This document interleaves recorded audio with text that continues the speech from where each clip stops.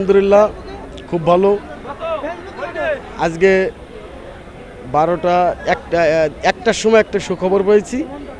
আর একটি সুখবর হলো এই গরুটা কিনতে পেরে। এই গরুটা কিনেছি 1,92,500।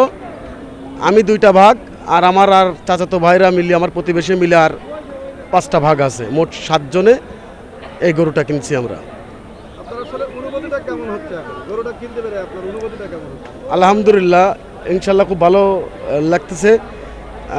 আমি এই 6-7 বছর মনে হয় আমি কুরবানি দিচ্ছি। প্রতিবারই নিয়ত থাকে সাধ্য মতন আমার যে অর্থ আছে তাতে যে কুরবানিটা আসে আমি দেওয়ার চেষ্টা করি।